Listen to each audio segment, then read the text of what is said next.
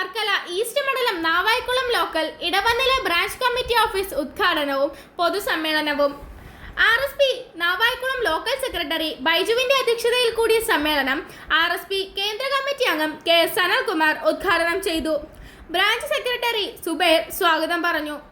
RSP സംസ്ഥാന committee അംഗം doctor K Binny, RSP Thiruvananthapuram ജില്ലാ എക്സിക്യൂട്ടീവ് അംഗം ചെമ്മരുതി ശശികുമാർ, ജില്ലാ കമ്മിറ്റി അംഗങ്ങളായ പുലിയൂർ ചന്ദ്രൻ, അഡ്വക്കേറ്റ് താജുദ്ദീൻ, മണ്ഡലം കമ്മിറ്റി അംഗങ്ങളായ advocate Sameer Fasiluddin, Kudavoor local committee secretary സഖാവ് സെയ്ഫുദ്ദീൻ, RYF ജില്ലാ പ്രസിഡന്റ് ഡോക്ടർ ശരത് ചന്ദ്രൻ, RYF മണ്ഡലം സെക്രട്ടറി അജീഷ് SS, സഖാവ് ശിവപുരം അശോക് തുടങ്ങിയവർ പങ്കെടുത്ത് സംസാരിച്ചു. സഖാവ് ബാലകൃഷ്ണക്കുറുപ്പ് കൃതജ്ഞത പറഞ്ഞു. ലോകം ശ്രദ്ധിക്കുന്ന സഖാവ് NK പ്രേമചന്ദ്രനെ സംഭാവന ചെയ്ത മണ്ണാണ് ഈ മണ്ണ്. ഒരു കാലത്ത് ഇന്ത്യൻ പാർലമെന്റിൽ സഖാവ് ശ്രീകണ്ഠൻ നായർ അദ്ദേഹം പാർലമെന്റ് ചർച്ചക്കിടയിൽ ബാത്റൂമിലേക്ക് പോയി തിരിച്ചു വരുന്നതിന് മുമ്പ് വോട്ടിങ്ങിന് വിളിച്ചു. പാർലമെന്റിൽ സ്പീക്കർ വോട്ടിങ്ങിന് വിളിച്ചപ്പോ അവസാനം ഡോർ അടച്ചു. ഡോർ അടച്ചപ്പോ ശ്രീകണ്ഠൻ ചേട്ടൻ എന്ന് പറഞ്ഞ ഡോർ തുറക്കാനാണ് ചവിട്ടി തുറന്ന് ഇന്ത്യൻ പാർലമെന്റ് വോട്ട് ചെയ്ത ആളുടെ രാഷ്ട്രീയമാണ് റവല്യൂഷണറി സോഷ്യലിസ്റ്റ്. അത് ശ്രീകണ്ഠൻ നായർ.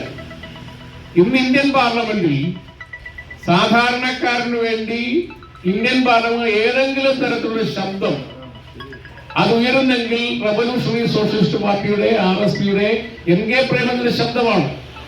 ഓരോ വിഷയത്തിലും അദ്ദേഹം എടുക്കുന്ന നിലപാടുകളും അതുപോലെ പ്രൈവറ്റ് ബില്ലുകൾ ഒരു ജനപ്രതിനിധിക്കും ഇന്ന് വരെ ഇത്തരത്തിലൊരു പ്രൈവറ്റ് ബില്ലുകൾ അവതരിപ്പിക്കാൻ കഴിഞ്ഞിട്ടില്ല. കഴിഞ്ഞ പാർലമെന്റിൽ 750 ഇടപെടലുകളാണ് സഖാവ് NK Premachandran MP Indian parliament നടത്തിയിട്ടുള്ളത്. ഇവിടുത്തെ സാധാരണക്കാരന് വേണ്ടി, ആശാ വർക്കർക്ക് വേണ്ടി, കശുവണ്ടി തൊഴിലാളിക്ക് വേണ്ടി, കയർ തൊഴിലാളിക്ക് വേണ്ടി, ഓട്ടോറിക്ഷ തൊഴിലാളിക്ക് വേണ്ടി, അങ്ങനെ സമൂഹത്തിലെ വിവിധ ഭാഗങ്ങളുള്ള തൊഴിലാളികൾ ഇന്ന് വായിക്കുന്ന ആനുകൂല്യം അത് NK പ്രേമചന്ദ്രൻ ഇന്ത്യൻ പാർലമെന്റിൽ സ്വകാര്യ ബില്ല് അവതരിപ്പിച്ചതിന്റെ ഭാഗമായിട്ടാണ്. അത് ഏറ്റവും ശ്രദ്ധേയമാണ്. ഒരു പാർലമെന്റേറിയൻ ഇന്ന് വരെ ഇത്രയും സ്വകാര്യ ബില്ല് അവതരിച്ചു കാണില്ല. അങ്ങനെ അവതരിപ്പിക്കുമ്പോൾ അതിന് അനുവാദം കിട്ടിയിട്ടില്ല. കാരണം എല്ലാ കാര്യങ്ങളും അക്കമിട്ട് വിവരിച്ചുകൊണ്ടാണ് സഖാവ് NK പ്രേമചന്ദ്രൻ ഇന്ത്യൻ പാർലമെന്റിലേക്ക് ഈ കാര്യങ്ങളെ സംബന്ധിച്ച് കാര്യങ്ങളെ സംബന്ധിച്ച് സൂചിപ്പിച്ചിട്ടുള്ളത്. ഒരിക്കൽ K മുരളീധരൻ അദ്ദേഹം ഒരു മീറ്റിംഗിൽ പറഞ്ഞു, ഞങ്ങളൊക്കെ പാർലമെന്റിലേക്ക് വന്ന് അത്യാവശ്യം കാര്യങ്ങളൊക്കെ നോക്കി ഞങ്ങൾ പോകാറുണ്ട്. നമ്മളെല്ലാം തന്നെ ബില്ലുകൾക്കെതിരായി ഉപക്ഷേപം കൊടുത്താൽ ആ ഉപക്ഷേപം അംഗീകരിക്കുകയില്ല, അതിന് സർക്കാർ മറുപടി പോലും പറയില്ല. അങ്ങനെ ഇരിക്കുമ്പോ എന്തിന് പ്രേമ ഇക്കാര്യങ്ങളെ സംബന്ധിച്ച് ഇങ്ങനെ സംസാരിക്കുന്നു അല്ലെങ്കിൽ ഇങ്ങനെ എഴുതുന്നു? അപ്പൊ അദ്ദേഹം പറഞ്ഞ എന്താണ്, ഒരു പാർലമെന്റേറിയൻ എന്ന നിലയിൽ ജനങ്ങൾക്ക് വേണ്ടി സംസാരിക്കാൻ കിട്ടുന്ന ഒരവസരവും അവന്റെ അവകാശത്തിന് വേണ്ടി നിലപാടെടുക്കാൻ വരുന്ന ഒരവസരവും പാഴാക്കി കളയില്ല. എല്ലാം തലനാരിഴ കീറി പരിശോധിച്ച് ജനങ്ങളുടെ ശബ്ദം പാർലമെന്റ് അവതരിപ്പിക്കുന്നതിന് വേണ്ടിയാണ് എന്നെ പാർലമെന്റേറിയനാക്കി ഇവിടെ വിട്ടിട്ടുള്ളത് എന്ന് പറഞ്ഞ ആ തരത്തിൽ പറഞ്ഞ ആളാണ്. അന്ന് അങ്ങനെ പറഞ്ഞു എന്നാണ് ശ്രീ K മുരളീധരൻ ഉൾപ്പെടെയുള്ള ആളുകൾ പറഞ്ഞിട്ടുള്ളത്. എന്ന് പറഞ്ഞാൽ നമുക്ക് അഭിമാനമാണ്. കേരളത്തിലെ നാവായിക്കുളത്തുകാർക്ക് മാത്രമല്ല, തിരുവനന്തപുരത്തുകാർക്കും കൊല്ലംകാർക്കും മാത്രമല്ല, കേരളത്തിലുള്ള ഇന്ത്യൻ പാർലമെന്റിലെ പ്രതിനിധികൾ വിദേശ രാജ്യങ്ങളിൽ പോകുമ്പോൾ, ഐക്യരാഷ്ട്രസഭയിൽ പോലും പോകുമ്പോൾ NK പ്രേമചന്ദ്രനാണ് ഫസ്റ്റ് പരിഗണിക്കുന്നത്. അത് ഏത് ഗവൺമെന്റ് ആയാലും, അത് രാഷ്ട്രീയം നോക്കിയിട്ടില്ല. ഒരു MP ആണ് റവല്യൂഷണറി സോഷ്യലിസ്റ്റ് പാർട്ടിക്കുള്ളത്. പണ്ട് നേരെ ഉണ്ടായിരുന്നു. ബംഗാളിൽ 4 MP മാരുണ്ടായിരുന്നു. ത്രിപുരയിൽ മത്സരിക്കാൻ കിട്ടില്ല. ഓട്ടോറിക്ഷ തൊഴിലാളികൾ ചേരുന്നു, അവരുടെ വണ്ടി ഇതിനനുസരിച്ച് കൊടുക്കുന്നു, പിന്നെ അങ്ങ് പോകുന്ന ആനുകൂല്യം വാങ്ങിക്കാൻ പോലും പോകുന്ന ആളുകളല്ല. അതവരൊക്കെ മറന്നു. കാരണം ഒരു ഓട്ടോ വാങ്ങിക്കും, അത് കുറച്ചു കഴിഞ്ഞ് വിൽക്കും, അങ്ങനെയൊക്കെ വരും. അതുപോലെ പ്രൈവറ്റ് ബസ്, ഈ പ്രൈവറ്റ് ബസ്സുകാരന് എപ്പോഴും ക്ലീനറും ഡ്രൈവറും കണ്ടക്ടറൊന്നും ഒരാളായിരിക്കില്ല. പിന്നെ പറഞ്ഞു വിട്ടു കഴിഞ്ഞാൽ വലിയ ഹ്യൂജ് എമൗണ്ട് ഉണ്ടെങ്കിൽ മാത്രമേ ഈ പറഞ്ഞ ആള് ഞാൻ അടച്ച പൈസയെങ്കിലും തരണമെന്ന് പറഞ്ഞ് മോട്ടോർ തൊഴിലാളി ക്ഷേമനിധി കൂടി പോകും. നന്നായിട്ട് അറിയാമെന്നുള്ളത് പറയുകയാണ്. അപ്പൊ ആ ക്ഷേമനിധി ബോർഡിൽ നിന്നാണ് 565 കോടി രൂപ കാണാനില്ല. അത് പരിഹരിക്കുന്നതിന് വേണ്ടി മന്ത്രിയും ചെയർമാനുമായി വന്നിട്ട് എല്ലാ മുക്കിലും മൂലയും വന്നിട്ട് പറയാണ് കുടിശ്ശിക നിവാരണ യജ്ഞം. കാരണം ഇതെങ്ങനെയെങ്കിലും മറക്കണം. നിർമ്മാണ തൊഴിലാളി ക്ഷേമനിധി 18 മാസമായി ക്ഷേമനിധി പെൻഷൻ കൊടുത്തിട്ടില്ല, മറ്റാനുകൂല്യം കൊടുത്തിട്ടില്ല. ഏതാണ്ട് 1650 കോടി രൂപ വേണം പെൻഷൻ മാത്രം കൊടുക്കാൻ. മറ്റാനുകൂല്യം 750 കോടി വേണം.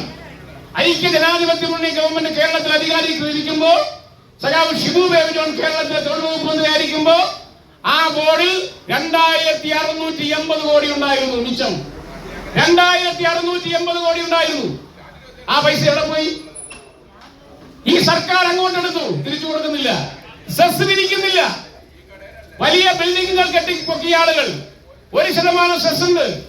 ആ 1% സെസ് കൊടുത്താൽ ഇവരുടെ പെൻഷൻ കൊടുക്കാൻ പറ്റും. കാരണം സെസ് പിരിക്കാൻ വേണ്ടി അങ്ങോട്ട് പോയാൽ പിന്നെ പിരിവ് കിട്ടൂല. അതുകൊണ്ട് CPM സെസ് പിരിക്കുന്നതിനാണ്. നിർമ്മാണ തൊഴിലാളി ക്ഷേമനിധി ബോർഡിന്റെ ആളുകൾ പട്ടിണിയിലാണ്. എല്ലാ മേഖലയിലെയും ക്ഷേമനിധി ബോർഡ്. ആ ക്ഷേമനിധി ബോർഡിൽ പെൻഷൻ കുടിശ്ശിക ധാരാളമാണ്.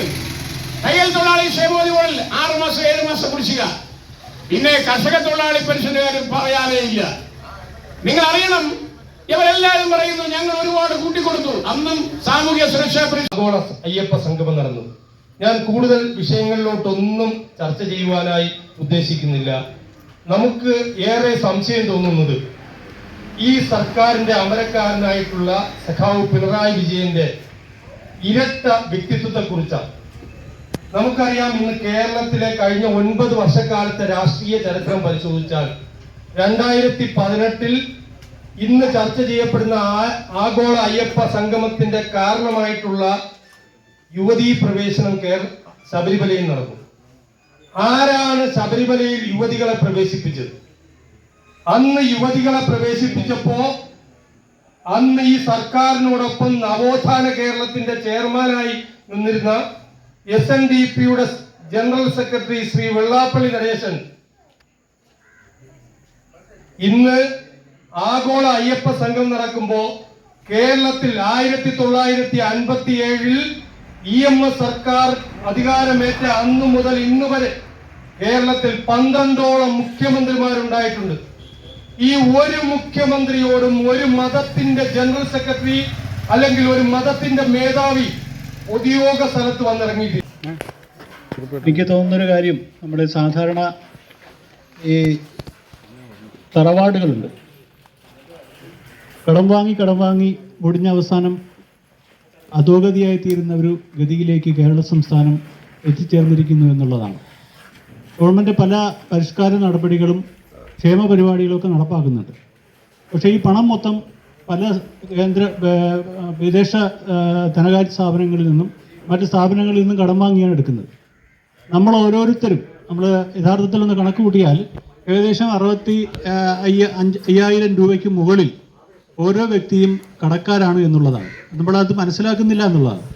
അപ്പോൾ കാലാകാലങ്ങളിൽ വരുന്ന ഗവൺമെൻറ്റുകൾ, അതായത് പ്രത്യേകിച്ച് പിണറായി സർക്കാരിൻ്റെ ഈ അവസരവാദ നയങ്ങളും നിലപാടുകളും മൂലം, അല്ലെങ്കിൽ ചില പ്രശ്ന പരിപാടികൾ, നേരത്തെ ഇവിടെ സൂചിപ്പിച്ചതുപോലെയുള്ള പിന്നെ അയ്യപ്പ സംഗമം പോലെയുള്ള പരിപാടികൾ, നമുക്കറിയാം ഒരു കാലത്ത് ഈ SNDPയെയും NSSനെയും ഒക്കെ കണ്ടിരുന്നതും കമ്മ്യൂണിസ്റ്റ് പാർട്ടികൾ പ്രഖ്യാപിച്ചിരുന്ന അല്ലെങ്കിൽ പറഞ്ഞിരുന്ന നയങ്ങളുമൊക്കെ ആലോചിച്ച് നോക്കിയാൽ ഇന്ന് നമുക്ക് അതിശയം തോന്നുകയാണ്, അല്ലെങ്കിൽ നമുക്ക് തമാശ തോന്നുകയാണ്. UDF മറ്റേതെങ്കിലും മറ്റ് ഇതര പാർട്ടികളോ സർക്കാരുകളോ അവർക്ക് എന്തെങ്കിലും അവരുമായി സഹകരിച്ചു പോകുന്ന സാഹചര്യം വരുമ്പോൾ അത് വർഗീയ പീഡന നയങ്ങളാണെന്ന് പറഞ്ഞിരുന്ന ഇടതുപക്ഷ മുന്നണി അല്ലെങ്കിൽ പിണറായി സർക്കാർ ഇപ്പോൾ കൈക്കൊള്ളുന്ന നടപടികളെക്കുറിച്ച് ആലോചിക്കുമ്പോൾ യഥാർത്ഥത്തിൽ എന്താണ് പറയേണ്ടതെന്ന് അറിയാൻ വയ്യാത്ത സാഹചര്യത്തിലാണുള്ളത്.